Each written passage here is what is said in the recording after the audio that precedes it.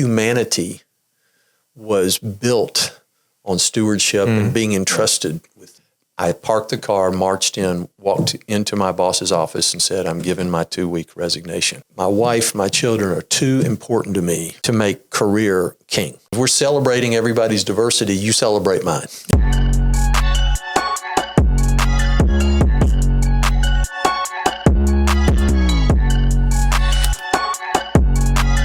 Welcome back to the podcast. We are excited to have with us today Kerry Bradley. Kerry, just a little background here, business degree from Auburn University, graduated in 1979, followed by a master's degree in international business from the University of Edinburgh, Scotland. Then 6 years in brand management with Procter Gamble. Following that, he left to start his own research and consulting business. He's doing it all, and we're not even halfway through the intro.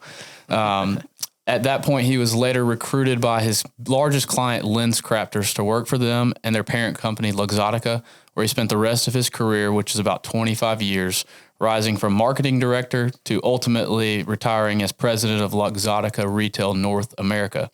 He's responsible for 5,000 stores, $7 billion with a B dollars in sales, and 35,000 associates. On a personal level, he's been married for 38 years to Laura. He has 3 adult children and 9 grandchildren. And he has served on numerous boards while working and also in retirement, including our local church, my church, Grace Auburn. And above all that, I consider Kerry a friend and a mentor. He did some premarital counseling for my wife and I, and we're just glad to have you here today. Fantastic. Thanks for having me. being here. Yeah, I look forward to it. Blaine, you want to open us up with our kind of lead-in question? I feel like you do a great job with that one. Letting people know where we're here for. Like context of early life. Yeah. So this first segment we call first birth, second birth. So we want to kind of know how your first birth into physical reality leads to your second birth as a child of God. And just kind of, you can take the floor from there. That's great. I'll try to make it quick. And if you need to stretch it out, you can ask more questions. But I was born in Nashville, Tennessee, Christian family. Couldn't have asked for a nicer family. Great parents, 2 great siblings, a brother and a sister. And I was the grandson of a Southern Baptist pastor. So I was surrounded by great godly people. And I was actually from a very young age. You guys call yourself Entrusted. And I was surrounded with kind of a stewardship mindset from the very beginning. And my mom and dad both, especially with my little brother, but with other kids, they would say, you are, part of a Christian family, and you need to set an example. People are watching you. So you need to live your life in a way that, you glorify Jesus, but also that people can look up to you and learn from you. And so from a very, very early age, it's kind of a lot of pressure to put on you, but Sure. But at the same time, it's kind of like, this is not just my life. I'm responsible for other people too. And I can say that I've kind of carried that my whole life. And so they planted that seed. I liked that. Grew up, went through high school in Nashville. And I really didn't know anybody that didn't go to church. It's Southern Baptists and Presbyterians. Did Nashville look pretty much the same in the 50s as it did not today? At all. It was totally uncool at that point. Porter Wagner and Dolly Parton with Rhinestones was about as good as it got. But I was kind of in this Christian bubble, and great church, great youth group, et cetera. I came to Auburn as an 18-year-old freshman. Got off to a great start academically, socially, in every way, shape, and form. People would say you were successful as a freshman, as a sophomore. But I got in some very academic English classes where the professors were making us read things about existentialist philosophy and atheism and all these things. For the first time in my life, I went, oh, not everybody's a Christian. Not everybody believes. And I was reading all this stuff, and I kind of went, wow, all the smart people, this is a smart group of people. They don't believe in Christianity anymore. And it was a total shock to my system. Wow. So much so that I made the decision to take my life.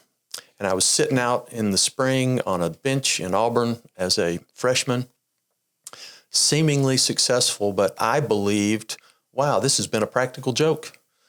my family, everything, they just kind of wrapped me in this bubble. But once I got out of that and got out into the real world, this may not be real. And if it's not, why would I want to live? Because if there's no hope, if there's if there's no purpose, no meaning in life, if we're just, we were just evolved out of chemicals, then why go through the pain and suffering of a long life? What's the point?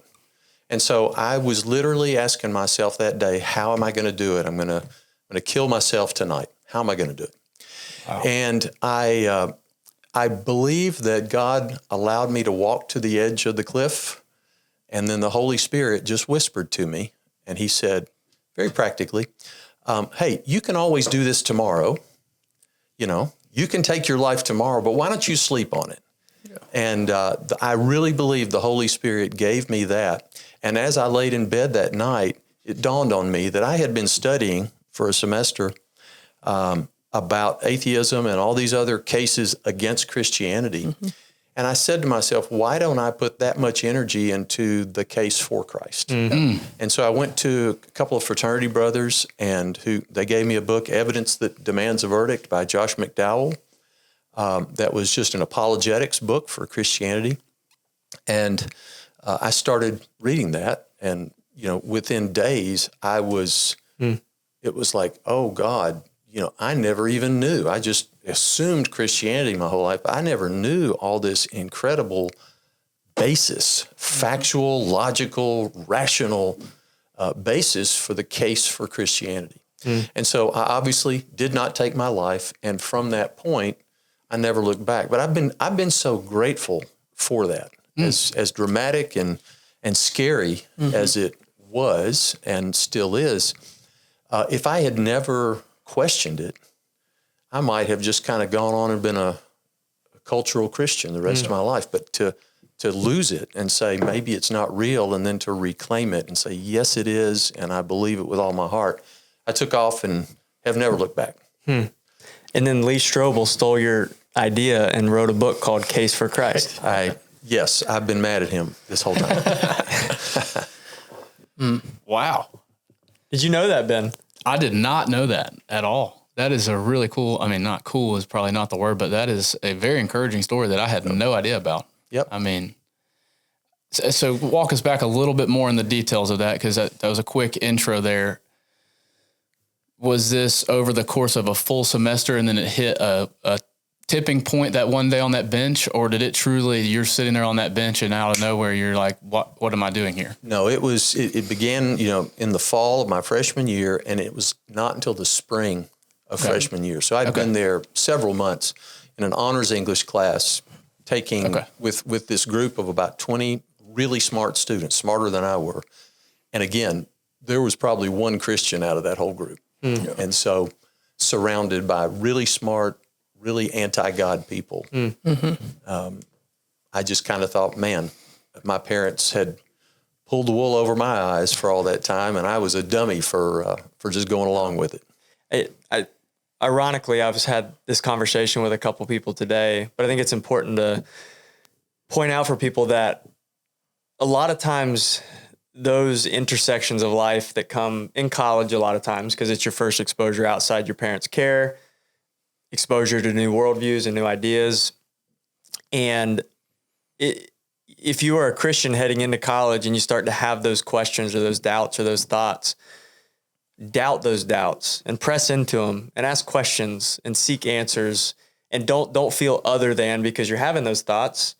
There is evidence that demands a verdict, as the book says, and that God has revealed himself in his word, and there are answers, and there's historical facts that back up the story within that story. And so I just encourage people, don't feel like you have to conceal those things. That's a normative part of the Christian life a lot of times. And that's a very, very dramatic place to come to. And praise the Lord that he used that in your life in such a profound way. But just doubt those things and ask questions and look for answers. Absolutely. And that's well said. And a book I read later, many years later, I love the title. It's called, I Don't Have Enough Faith to Be an Atheist. You heard that title before? But, he kind of makes the case that, to be a secular humanist or atheist, you have to have a whole lot of faith in take great leaps logically and factually and scientifically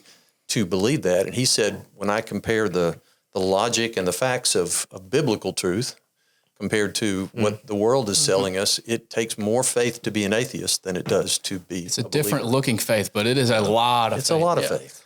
Yeah. All right. So walk us back. Everything sounds kind of, you've gone through this decision process. You're really studying into almost the beliefs that you have. At what point then does it transfer from that to more of the relationship side? It really immediately. Okay. I mean, it wasn't just after you slept on it. It wasn't. Yeah, immediately. No, I mean, once I believed in God again, I had always believed in God, but I just hadn't had it tested and pushed. But once I was back with God, I like I said, I believe He was with me on that park bench. I believe His voice convinced me to sleep on it. I believe that was part of what He was doing for me, and I'm grateful for that.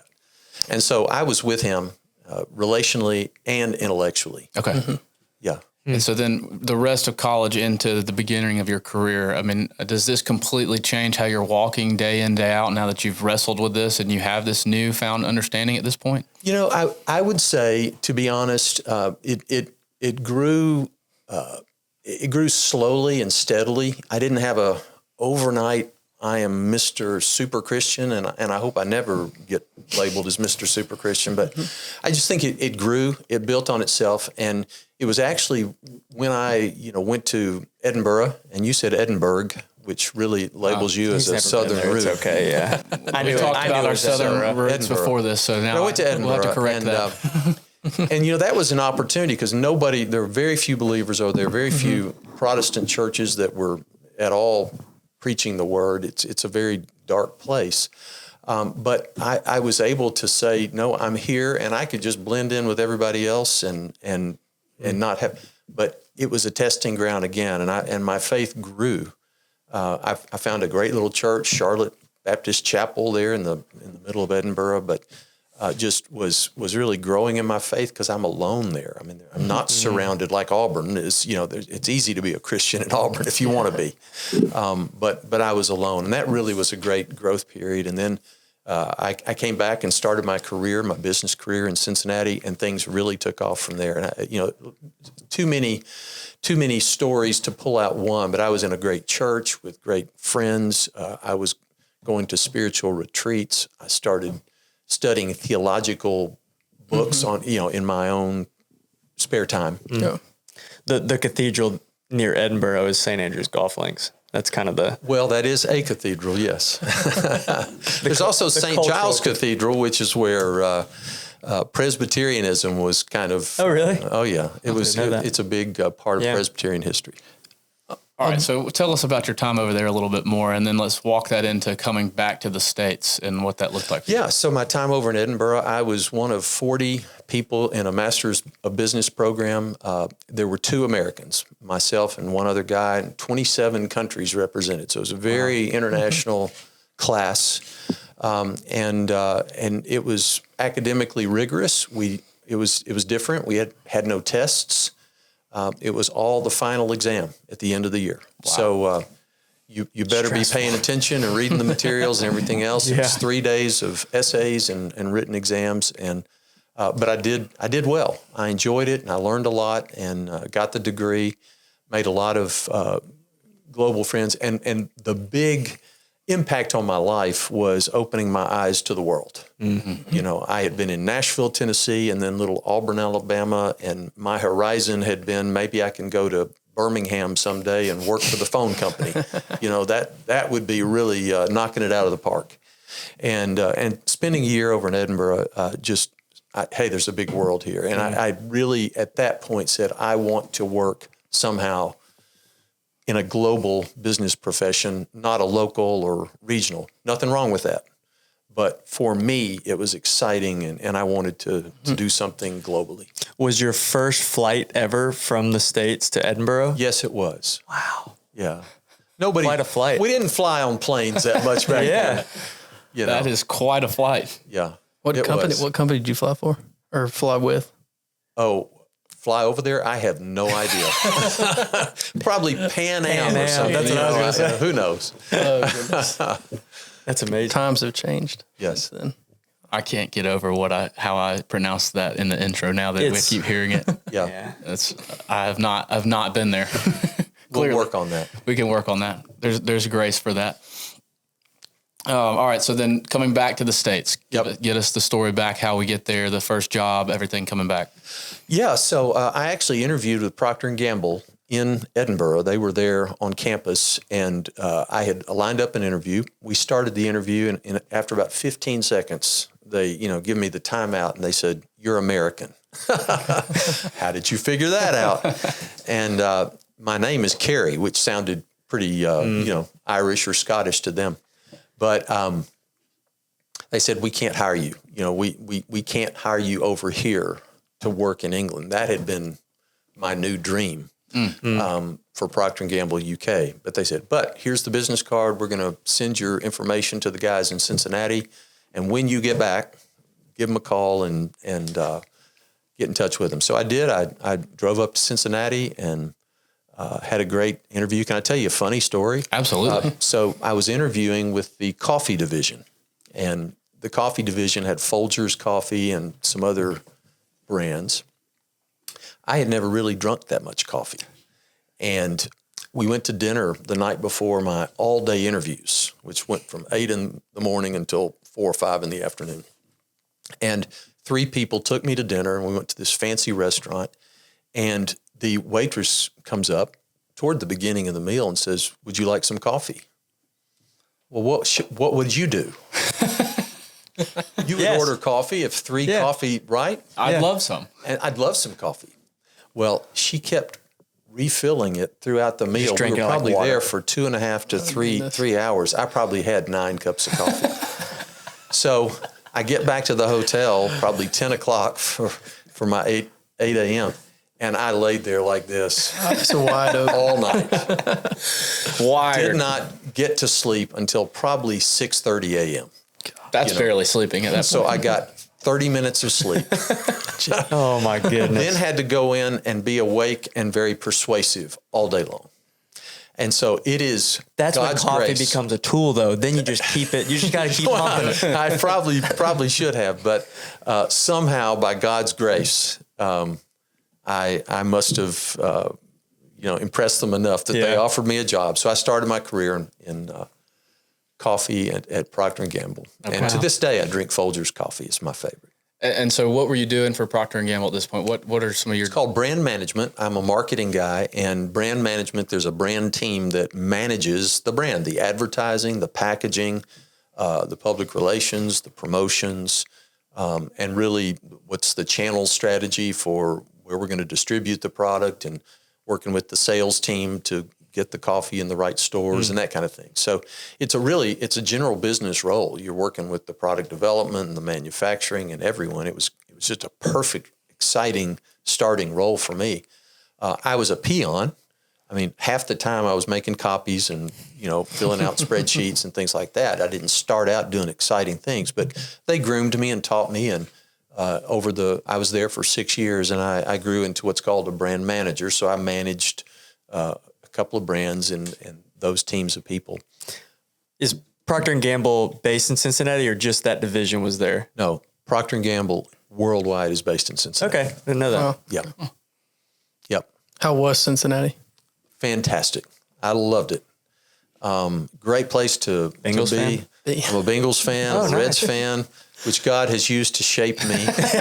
Not to mention an Auburn fan. Well, that shapes you plenty. I have often said that God gave us Auburn football to remind us that there's more to life than football. Amen. Yeah. And it's the gift that keeps on giving. And so, yes, Bengals and Reds, but we love Cincinnati. And so then let me segue real quickly. After 6 years, Procter & Gamble is a huge, $100 billion global corporation. And a bureaucracy. I mean, there are lots of people there and lots of permissions, and you have to, and I was looking for something a little more entrepreneurial after that experience.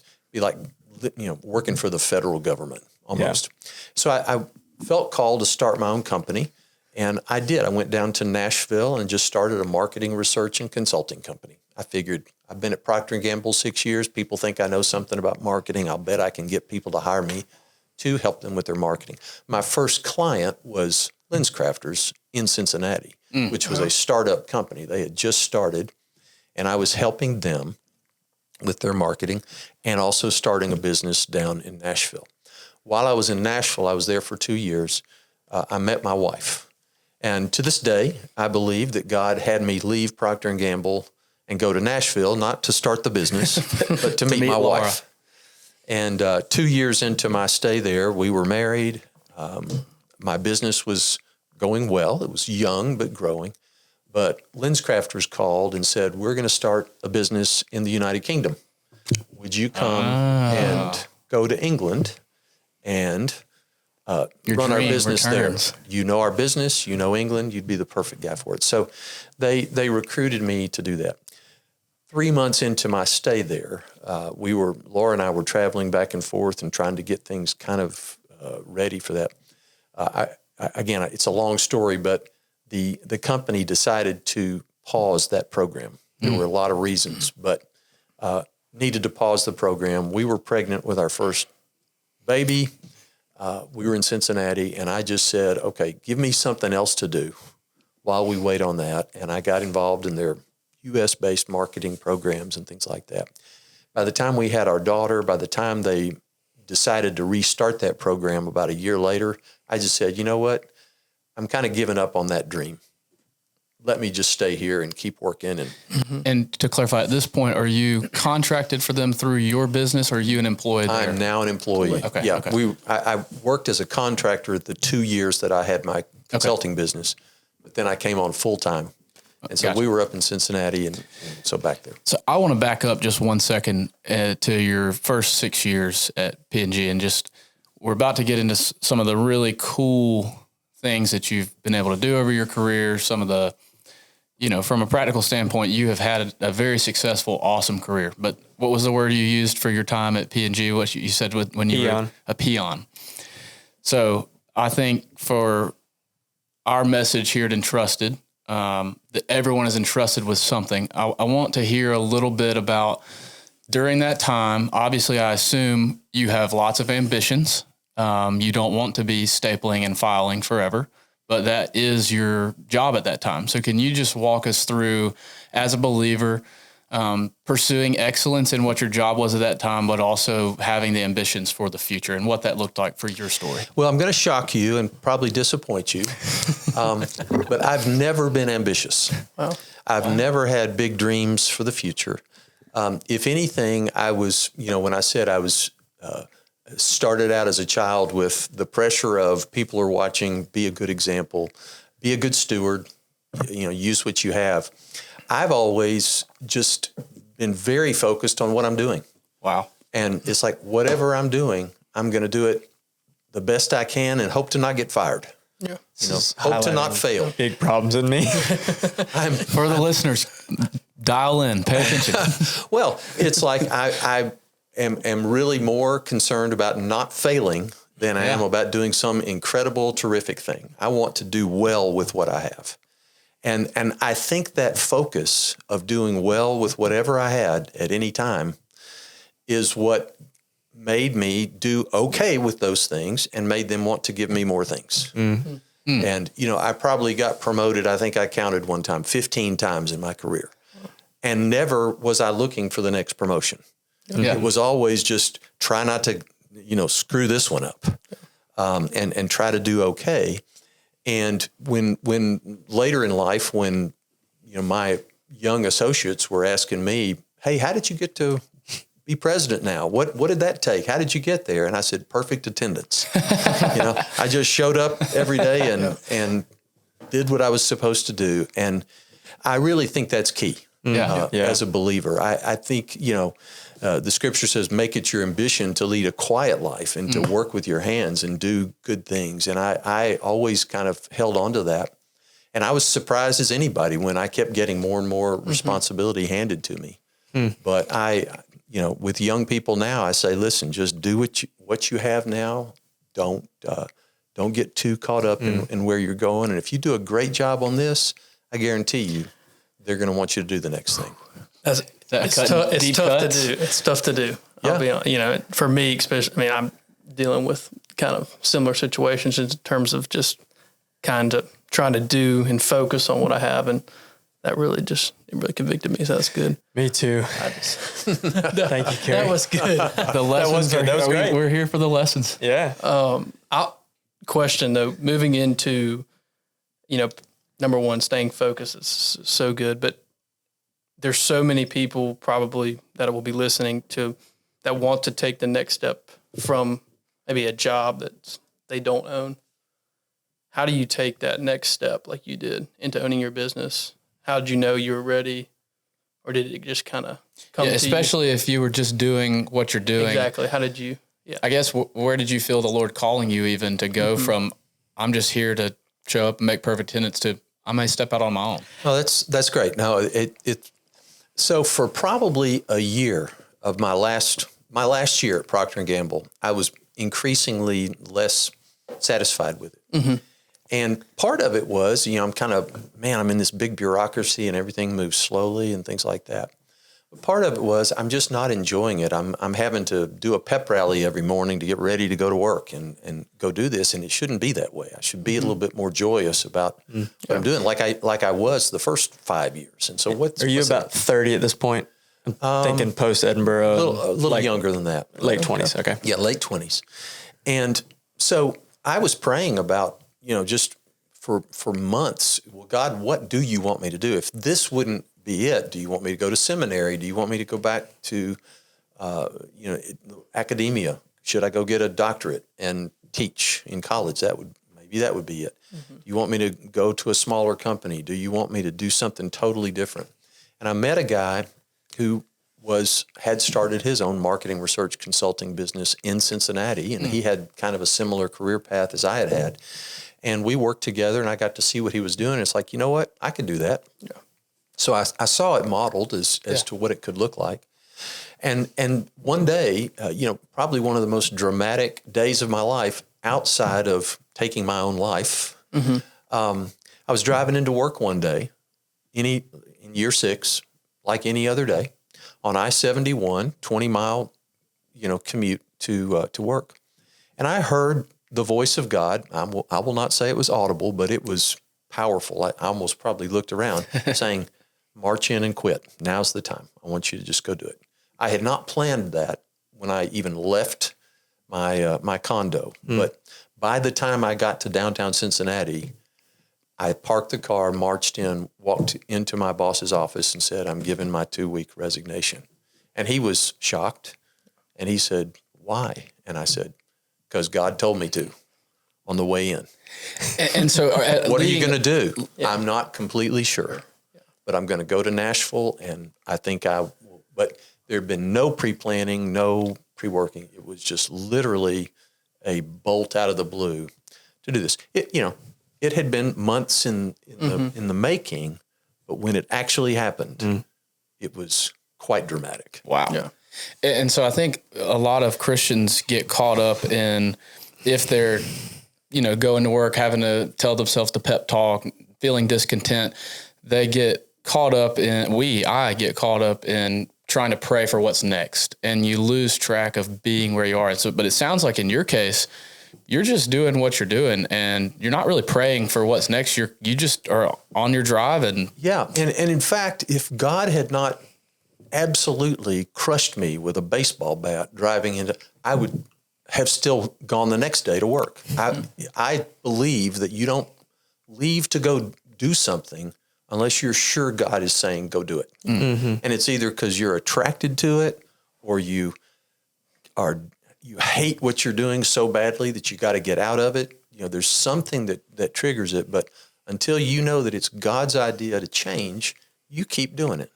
That's my philosophy. That's been what's happened in my life. But he clearly wanted me gone, and I jumped on it. That's awesome. I'm getting some real good stories today. I've done clearly a bad job at our lunches of pulling some of this out, so I took getting them on the podcast. Thanks for keeping it for now.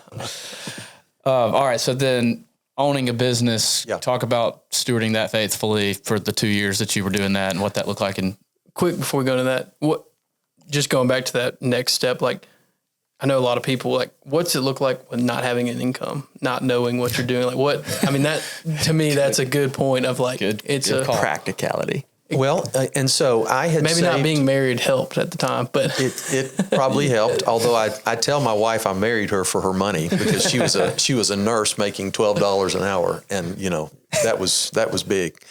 But I had some savings. I had some call it pension money. I don't know if it was even called 401k money then, but I had some money that I could bring with me from Procter Gamble.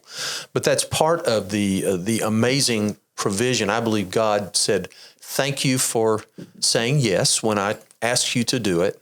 I'm going to now show you, what I can do." And as part of my 2-week notice, I went around town saying goodbye to everybody that were all my friends I'd made for 6 years. And there were these guys that I had worked with at Procter Gamble that had started this company called LensCrafters. And I just went and as part of my tour, went and had lunch with them. And I said, just wanted to say goodbye. Thanks. I had a great time with you. And I'm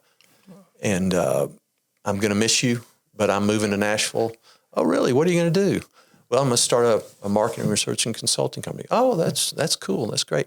And I went and said goodbye to everybody else, closed my bank accounts, packed up. I'm getting ready to move. And they called me and said, "Can you meet us out here? We want to ask you something." And they came and they said, "Would you be willing to sign a 1-year consulting agreement with us? And we will pay you everything that Procter Gamble was paying you and more.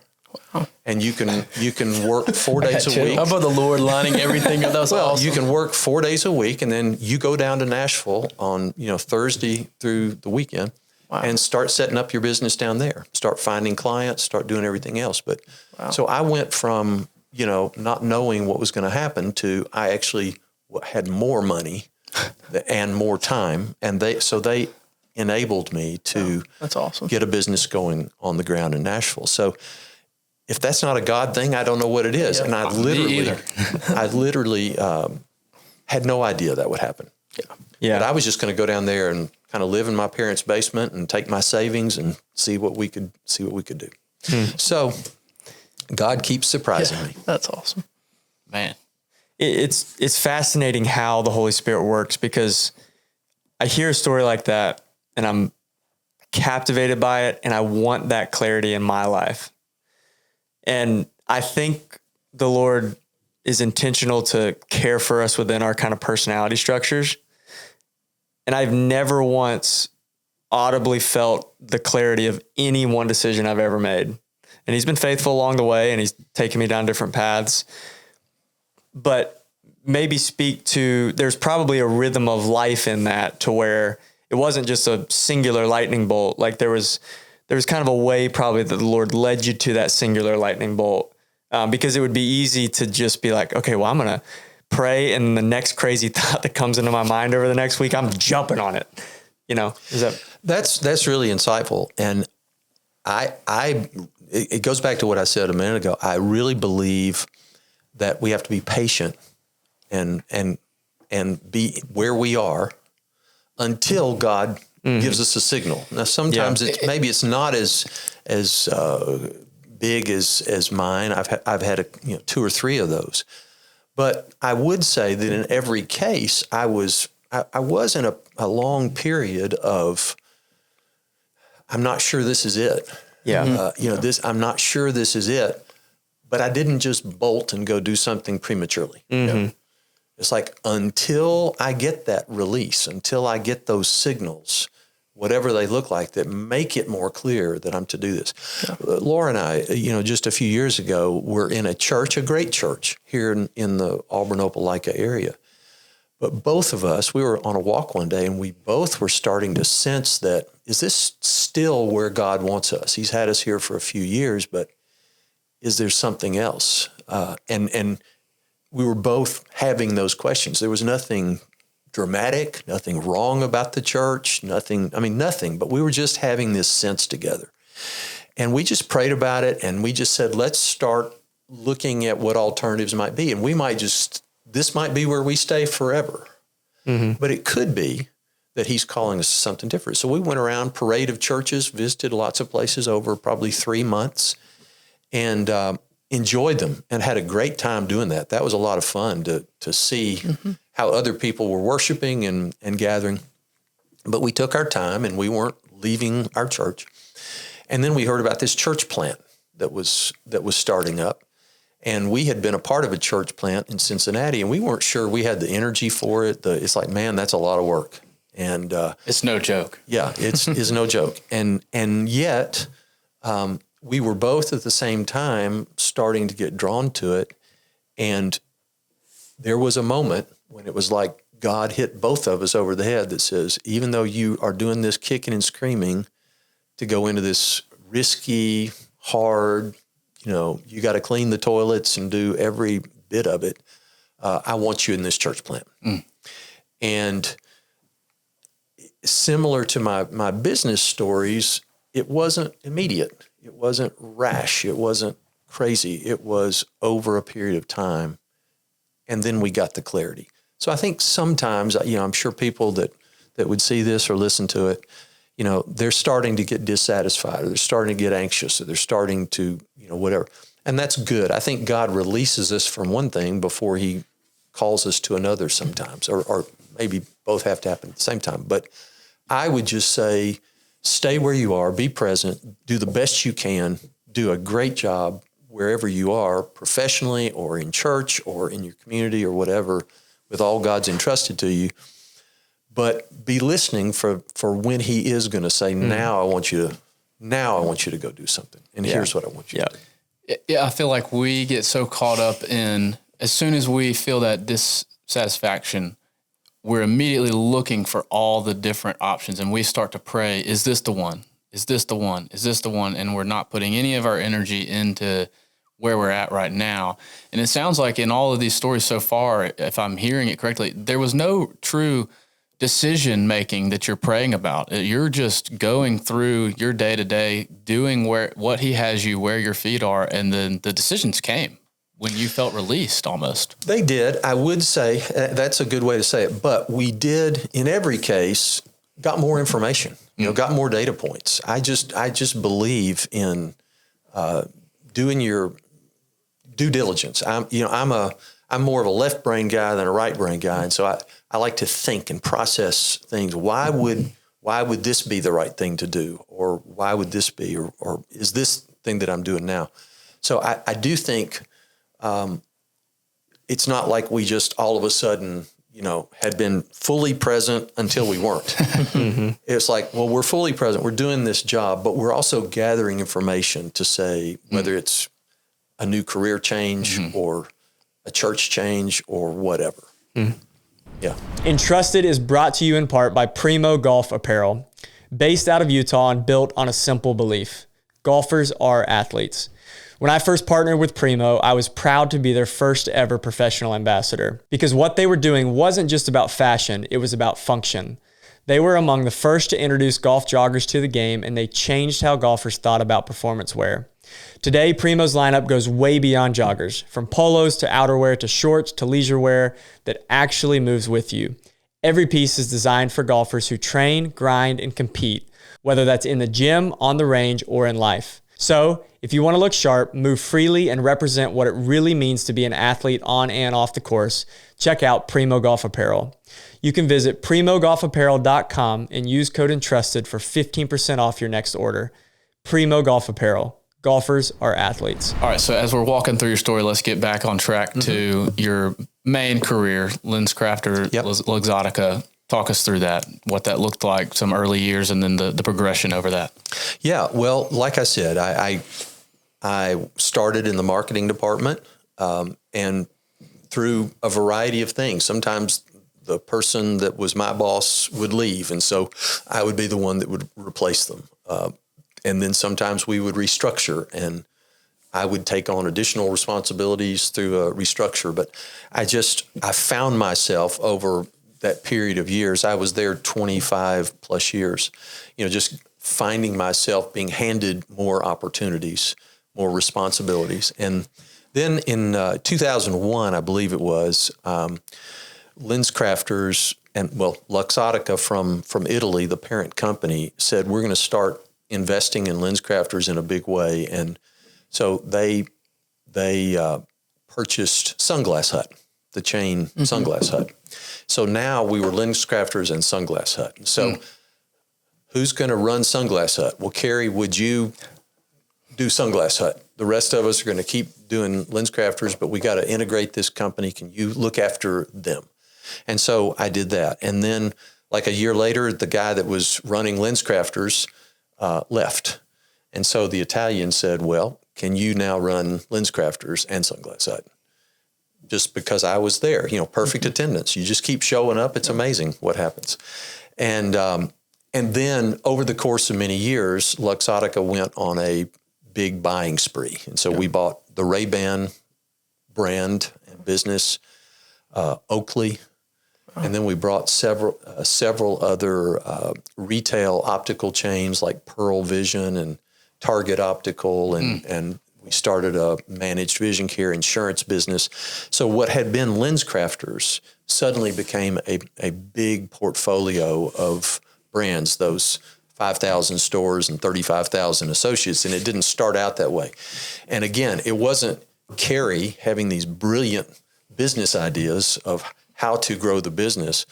Our Luxottica, multi-billionaire owner was very aggressive, and he just kept saying, okay, here's another toy to play with. Here's another toy to play with. And it just evolved that way. But I would say I had a great relationship with the Luxottica management team, which was headquartered in Italy.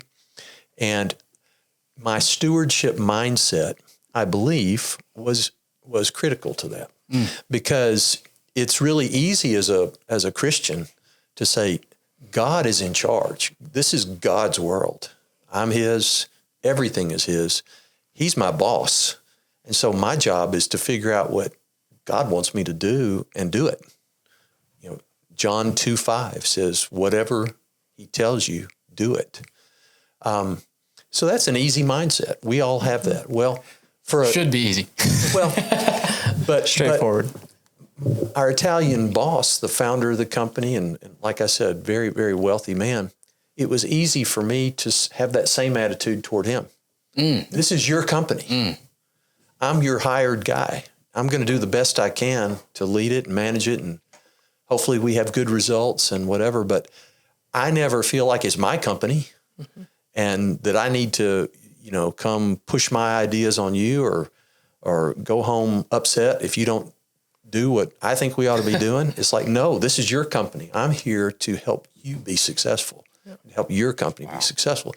And I think he could sense that he had somebody who was trying to help him be successful. Does that make sense? Absolutely. Yeah. And so that stewardship mindset permeates everything. And I think when we all have that mindset as believers, we can knock down obstacles or relax people in every sphere we're in, if it's in the community or in volunteer places or churches or businesses. People don't think it's our agenda that's driving everything. They say, no, it's the collective agenda, and you're here to help us all be successful.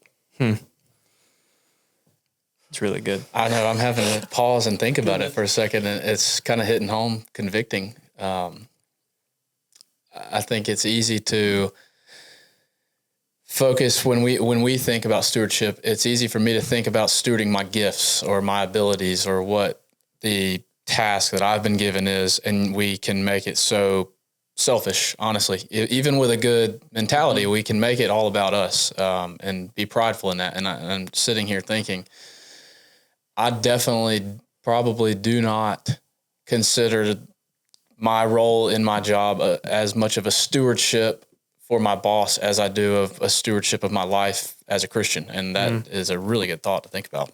Just posture of humility and just appropriate submission to those that are in authority over you. And that's true in a church or that's right. Anywhere. Yeah. All right. So I want to take it a little bit different direction and hear about I know family is super important to you. Yep. And so I'm assuming, and again, I assumed wrong earlier about your ambition, so I may be completely off. Might be wrong. You know what happens when you assume. I'm assuming in this role, the roles that you are having in this company, that you are very busy. Could that be correct? Okay. Good assumption there, Ben. Balancing that with the family life and stewarding your family well, can you just walk us through the tension of those two and how you manage that and your walk with the Lord in all of this at the same time? Yeah. So I do believe that, God gives us many realms to be stewards over. He gives us a portfolio of responsibilities. It'd be a lot easier if we just had one, but they're all important. And your children, your wife, or husband, whoever's listening, but your career, your local church, your community, your country. We're citizens. This wouldn't be true in every country around the world, but we actually have the privilege to impact our country and the laws and the government and the elected officials and things. So we have an additional item in our portfolio of being good citizens too. So I think he wants us to be effective in all of those. And so that does put a lot of pressure on us. Now, it helps that I am not a perfectionist. I don't know how you do this if you're a perfectionist, right? You have to. I believe that to be able to steward well across a whole portfolio of responsibilities, you've got to be able to say what does okay look like? What does success look like? And it's got to be good enough. Mm-hmm. You've got to learn to say this is good enough. And so I was able to say to myself, if we can get to this and this and this, it will be. Now it's it's a high bar. I'm not saying a low bar is good enough, but instead of reaching for 100, maybe 80 is okay in doing these things, because I'm trying to make all these things work. I think the other thing that I had to learn early on and put into practice more and more and more as I had more of these items in the portfolio was ruthless prioritization. Ruthless, what is really important? What are the most important things that I would do at work? And what are some things that I'm just not going to do them? And the world won't end. And if I want to be a great dad to 3 growing children, what are the most important ways that I can build into them? Because I'm not going to have 40 hours a week with them. I'm going to have limited hours. So how would I use those hours to be the most important? So I think ruthless prioritization in each one. But it was important to me, even in raising my children, that they saw me in all those realms. I wanted them to grow up saying an adult does need to be excellent in their chosen profession, whatever that is, but also local church needs to be really important to them. Mm-hmm. They don't just go on Sunday and check that box and attend. It's like, no, it's important. It's a big part of our life. And then to see me spending time with their mom, taking her out on dates, having time just alone with us, where sometimes the kids, we'd say, you go play because we're over here. And sorry, it's not all about you. We need some time together too. And so I think just being really intentional and ruthlessly prioritizing helps do that. But it's, let's not kid around. It's hard. And when I speak with young men, that's probably the number one question is kind of how do I balance all this and do it well? And I would just say do it well, but don't try to beat yourself up if you're not perfect. Do you have any stories that you can recall of a time where you maybe didn't do it as well and you learned from it, or anything like that through that season? Well, a story maybe of not, let me say this also.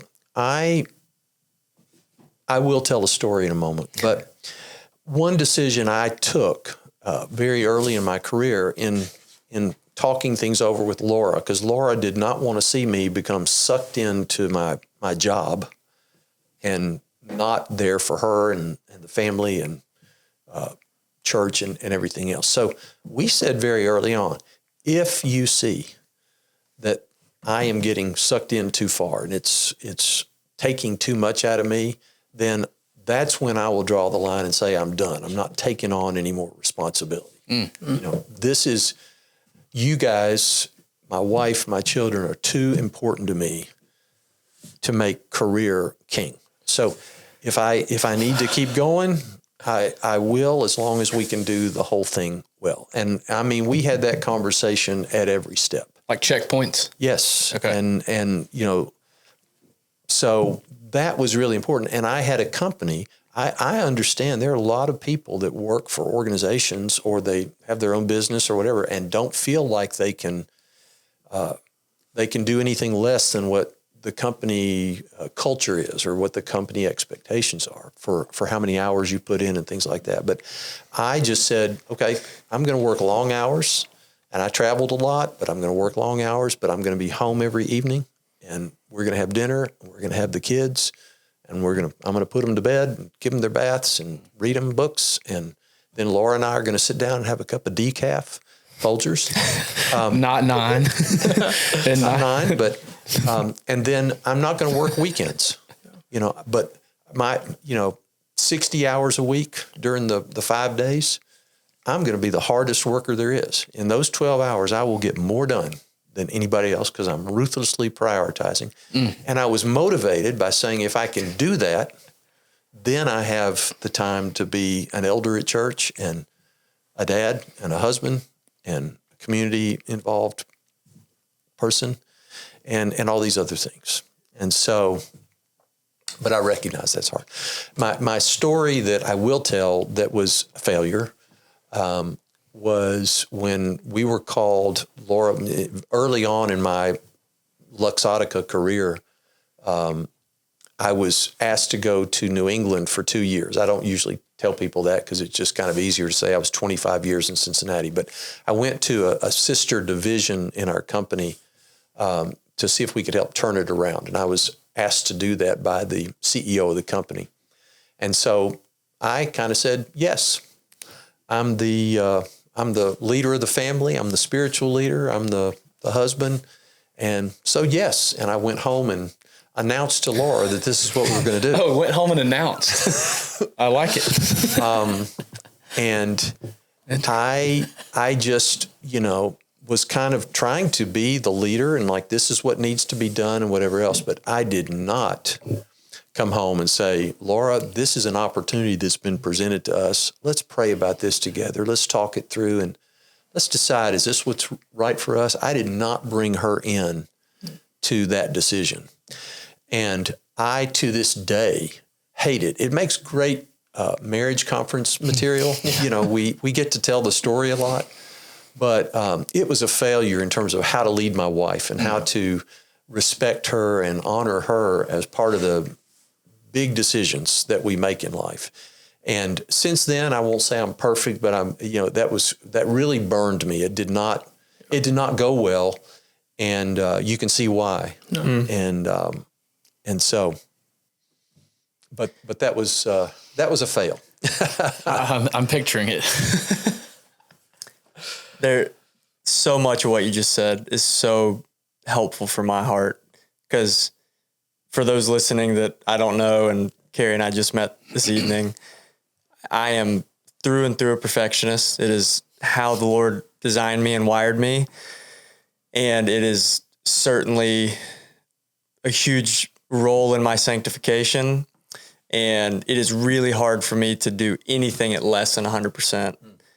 And I feel like you saying this is just the Lord speaking to me, reminding me that it's okay to just do things with excellence and pursue the ruthless prioritization idea. I read a book 5 or 6 years ago called Essentialism, which is just the idea of like triage constantly in your life. You're just constantly, I got more to do than I could do right now, but what's the most important thing right now? And that does help with parenting, with marriage, and just life decisions.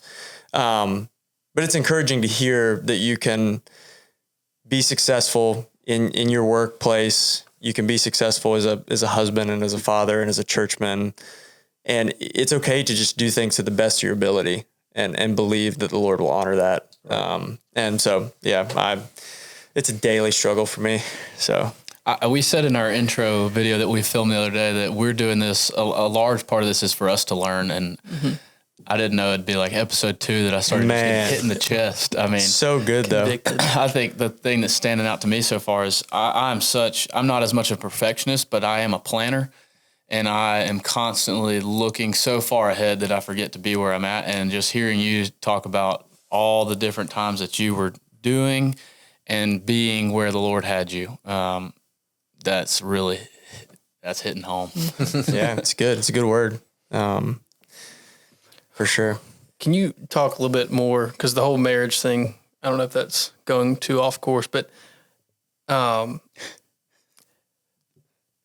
feel like I don't want to say generalization, but we grew up in college, PCA church, and I go to Presbyterian church now as well. But it's easy to kind of take the role as head of the household literally, kind of like maybe you did in that situation, and I've done it before. Can you give advice on how not to do that? and maybe just talk.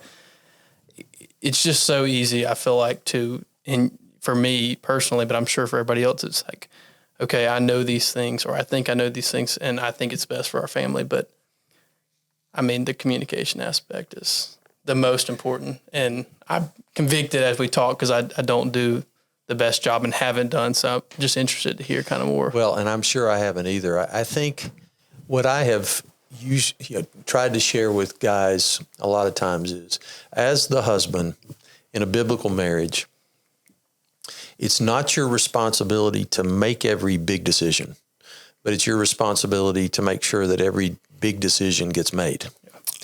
And so I think our role is to look out, as a strategist, and look out and say, let's be ahead of the game here.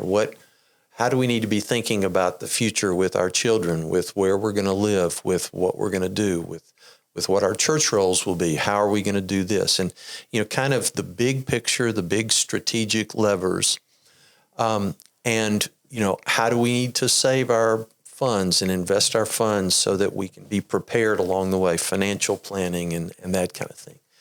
Maybe even bringing up topics that how are we relating to our extended family right now, and how's that going, and do we need to be doing anything different there? But just asking the questions, looking at the big items that we ought to think about and manage well in totality as a family, and then do that with your wife, and together you make the decision. And Laura and I, probably 90% of the time when we do that, we come to the same conclusion, the same decision. Like I told you, our recent church plant decision, leave a big established church, go help with a church plant. But there were a couple of times where we had big decisions to make, and we were talking through them, and Laura just was saying, she said, I don't know that I would want to make this decision. You make it.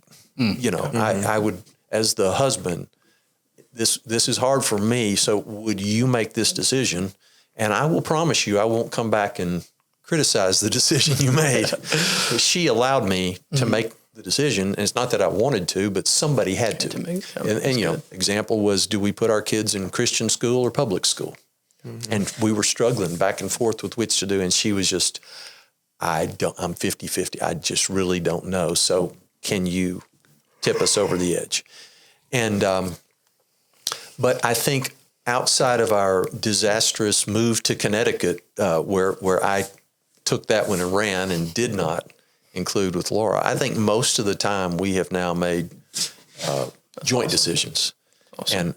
And you should be glad that you don't have to make every big decision, but your wife should know that if you're in a stalemate, that you will be courageous enough to say, okay, here's what we're doing. Yeah. I want to take it back off of family again for a second, and something that I've been thinking about over here. In your time in different businesses and different roles, obviously ultimately the Lord entrusted you with an incredible platform of leadership throughout those different seasons, but in a very corporate setting. What did that look like as a believer to be able to lead in a way that showed your values, showed your faith? And, was it verbal? Was it nonverbal? Kind of just walk us through what that looked like for you. Yeah. So, Luxottica was a very secular company. It was certainly not a religious company or spiritual company. The LensCrafters culture, the leadership from the very beginning had made it a very values-based and almost Christian-based. I mean, it wasn't overtly Christian, but just it was such a great culture, and people truly cared about each other. We really believed we were helping people with what we did in the United States and around the world.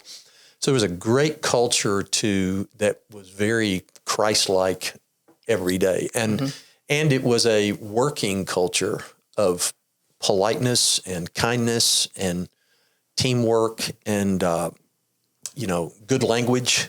I mean, it was a very honoring place. People loved working there. And I did, and everybody did. So I really credit the founders of the company and the early leadership of LensCrafters for instilling that kind of a place. So that's what I came into and got to be a part of. What I would say is, as time went on and I became, the president of the retail group in North America, I couldn't be overt. This was not a be out sharing the gospel. We had people of all faiths, all stripes, everything. And I could not use my position to proselytize. But I decided early on, there was a lot of diversity training going on, diversity awareness going on. And we were certainly part of that and trying to diversify ourselves in every way. I took that literally to mean I can be who I am. I don't have to hide who I am. Because if we're celebrating everybody's diversity, you celebrate mine. Yeah. I'm a believer. And so I would not ask people to pray, but it is. But I just think, we should have the freedom in most organizations to be able to just be who we are without fear of retribution. Later in my career, I had to take some really hard stances in making some decisions that I think were very unpopular, and my superiors, the owners of the company, allowed me to do it for a time, but I think after a while they were starting to get nervous about it too.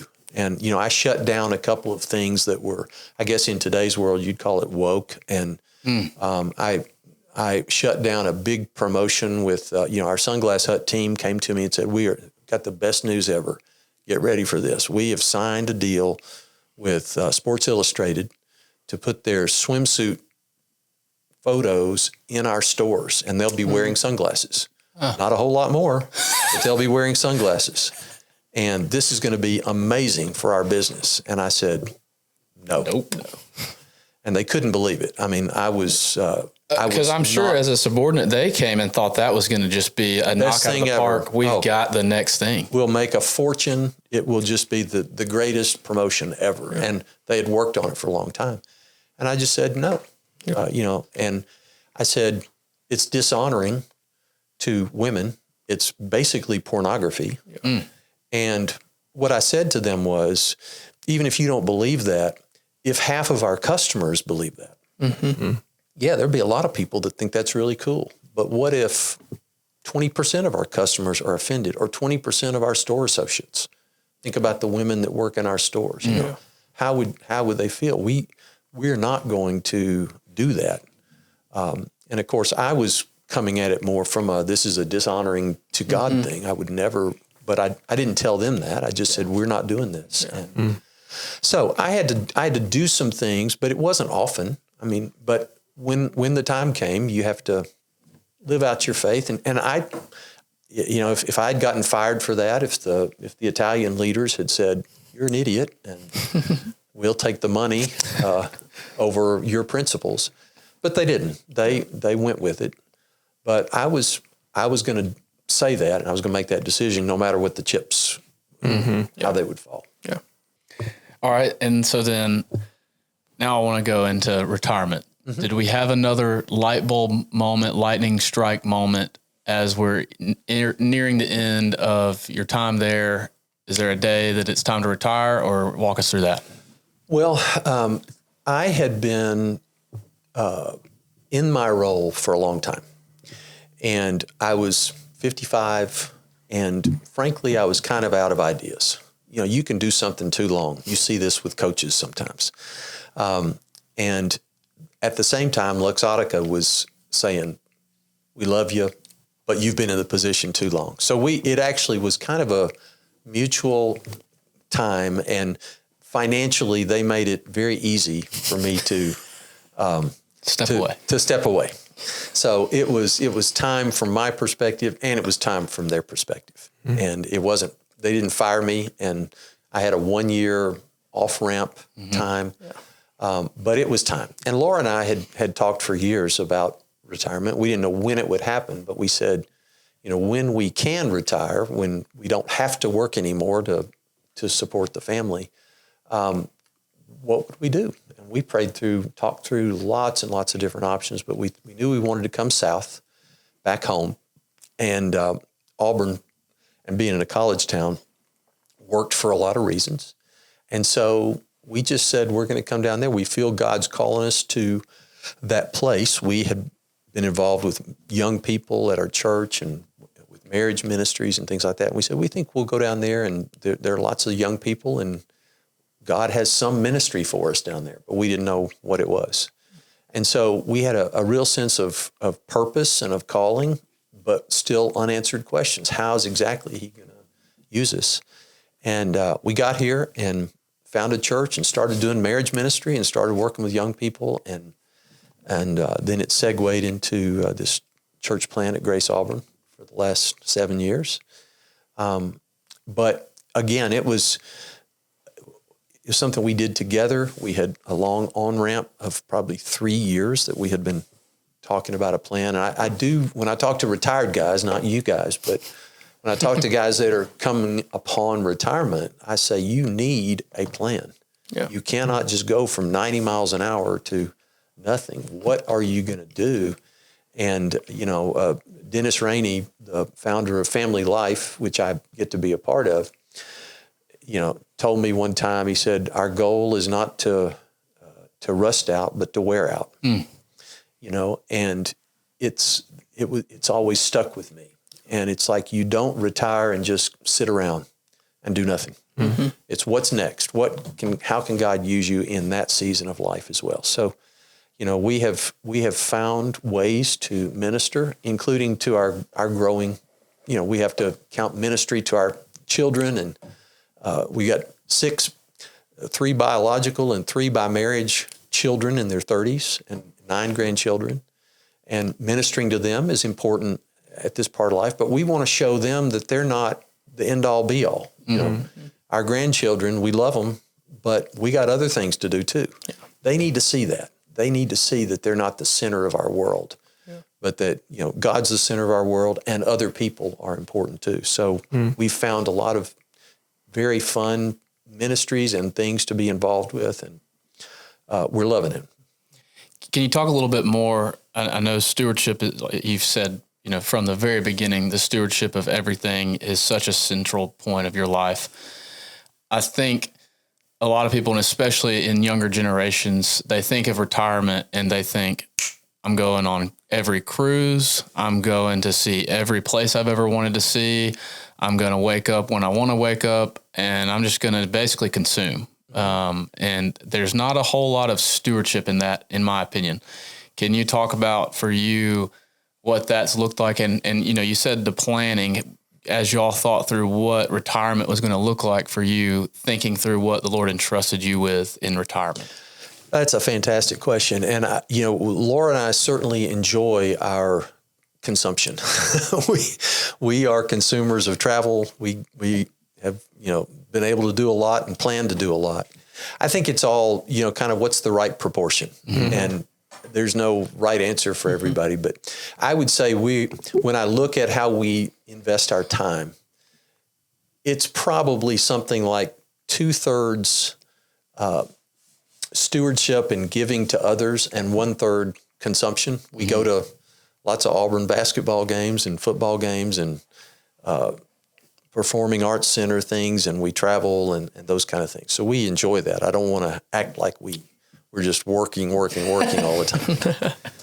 But we would not enjoy those if that's all we did. Yep. Mm. Right. We couldn't possibly enjoy that much. So, we both serve a lot at our local church. Laura mentors young, college girls, has had several relationships, and has several right now. We lead a small group in our home, and she has friend groups, prayer groups all over the country that she's part of, and is fully employed in ministering to others. She has the gift of giving gifts to people, so she's out buying stuff all the time that she's giving away to people, and that's part of her life and ministry, and I love it.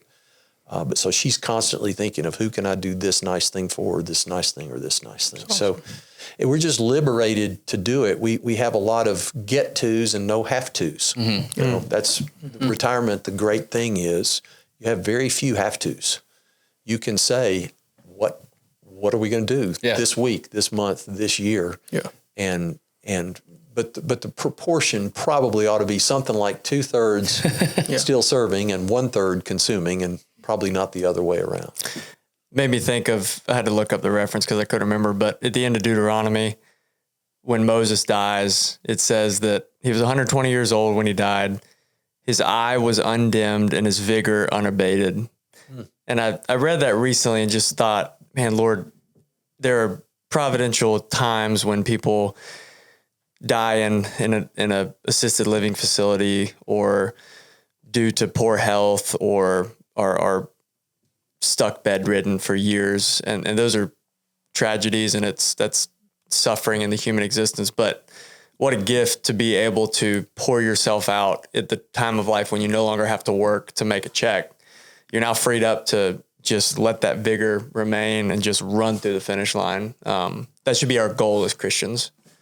It should. And I think there's just so much opportunity to do that. And some of it can be formal through a church organization or other ministry organization, or even civic, community organizations. They're all kind of salt and light ways to be involved. But like I was saying with Laura too, you can just say, who do I want to go bless today? And how can I, who can I help for? Who can I pray for? Who can I go visit? And so, the freedom to go do that.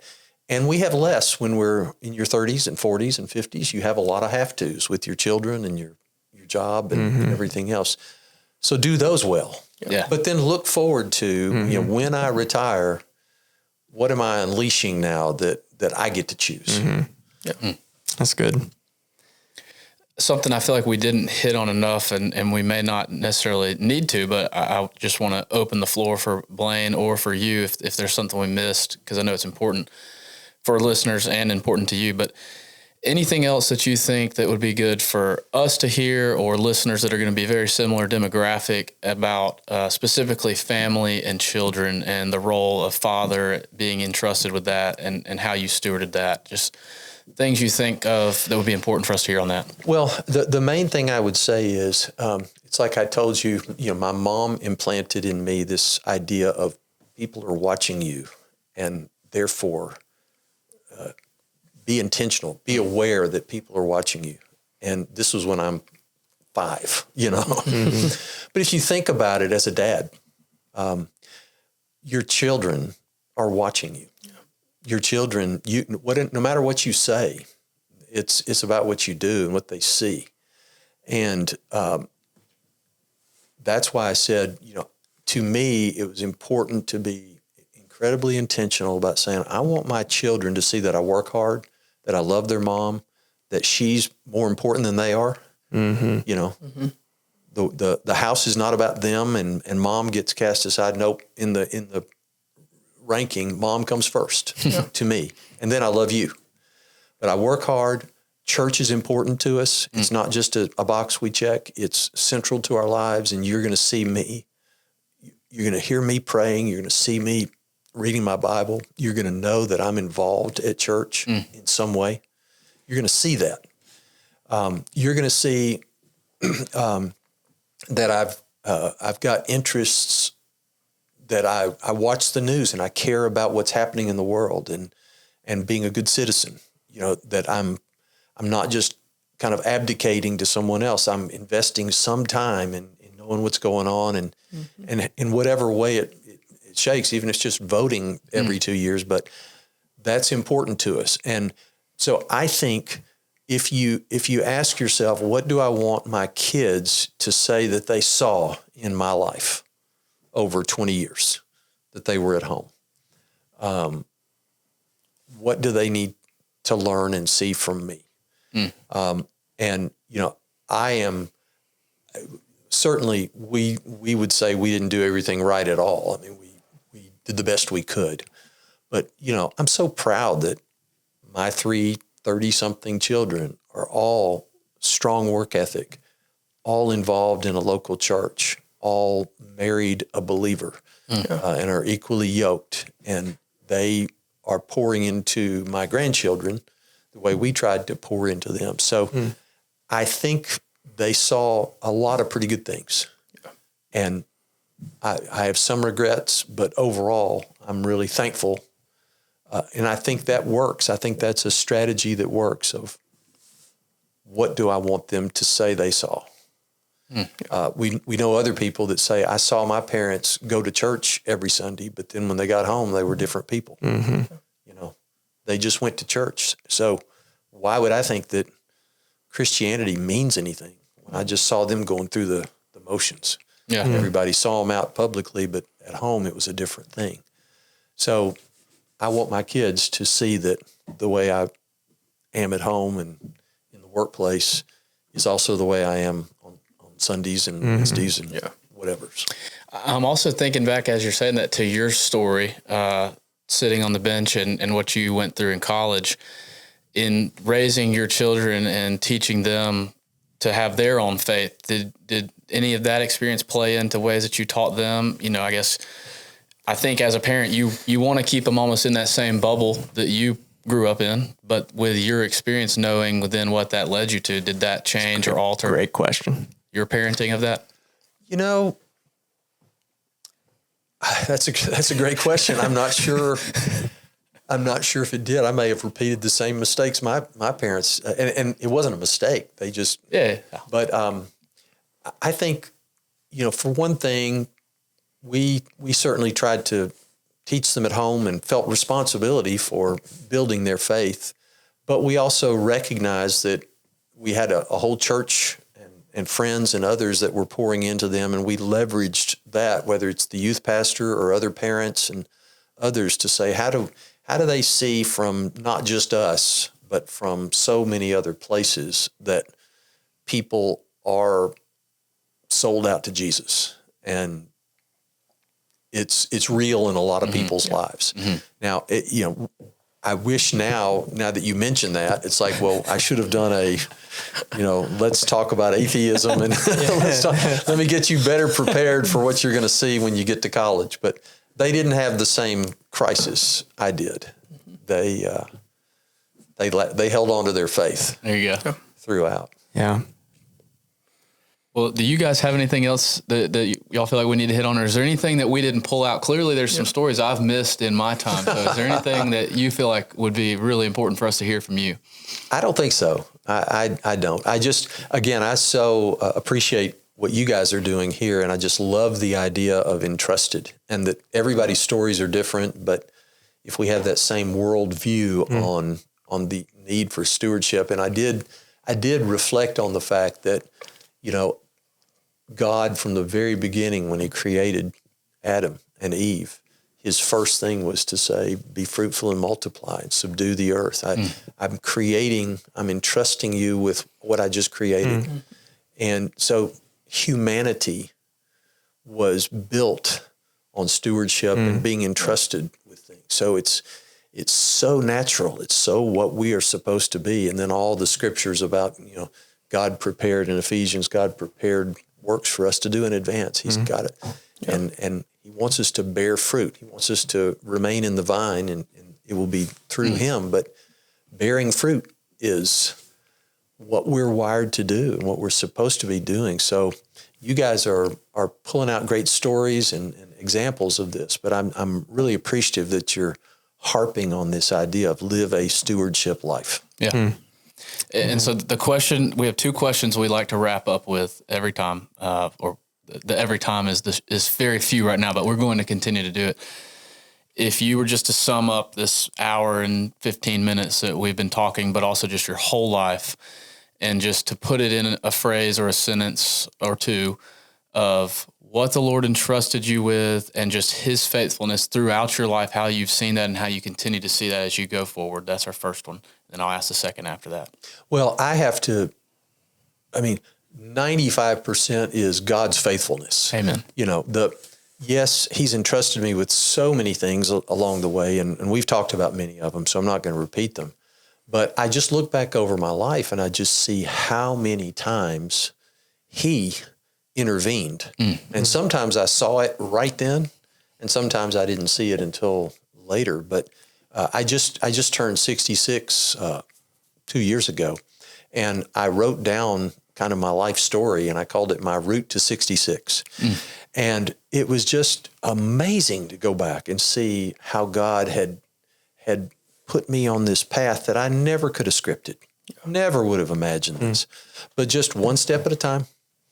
And, I think, as I said, I tried to be faithful to and present to whatever was happening then, but he was orchestrating all these things, including bringing Laura to me when I was in that 2-year period in Nashville. So he has been faithful, and he has created a much greater story than I could have ever imagined. Yeah. And so that's it. That sums it up perfectly. And then the last one, this is more of a fun one. We like to end on a fun one. If there was just one scripture passage, one podcast, one sermon, one book, any of that stuff, any sort of Christian content that has been impactful on you, a book, or even just something you're currently reading, if you were just to point our audience to something that has been impactful to you in the past or even just recently, what would that be? Well, I have to say, and you brought it up earlier, systematic theology, which is, 3 inches like thick, 1,300 pages. And tiny print, and it takes a long time. But it was life-changing to me. And to read and study that, and I read through it 3 times by Wayne Grudem, and there are other systematic theology books out there. But just to understand the Bible from cover to cover and how the whole story tells one story, and how using the Bible as the standard for all of our thinking, where basically today's church struggles between those that say the Bible is the authority for everything, and those that would prefer, as it says in Proverbs 3, to be wise in their own eyes. And, for this systematic theology to say, man, we can look at what the whole Bible says about anything and really understand how we should think about this. So I just loved it. It's a lot of work, so I'm not recommending one that would be an easy, light read for anybody who's listening to this. But if you want to dive in and really grow your understanding, I can't think of a better one. It's important. I got to say, you're consistent in that answer. I was trying to turn to it. I found it. This is a notebook that I keep sometimes when I'm looking for mentors, and you've seen me with it at multiple of our lunches. And I was looking through it earlier with Summer to see if there's anything I wanted to ask you about from previous conversations. And you had told me that I should read systematic theology at one point, and I had a note of that. So you're consistent in that answer. Right. Good deal. But we appreciate you coming on. This has been a blast, and I'm going to go take lots of journals about my heart that I've learned through this. Very convicting. Thanks for coming on. Thank you, guys. Enjoyed it. Thanks. Hey guys, this is Blaine, one of the hosts here at Entrusted. We are really grateful you chose to spend some time with us today. We know you have lots of options, and we hope that the thoughts and the messages from this talk we had with our guests really propelled you to explore the design that you were created for. The best ways to support us, check out our socials, like, subscribe, leave a review, tell your friends, family, coworkers, neighbors. We hope you enjoyed this episode, and we hope you'll tune back in next time.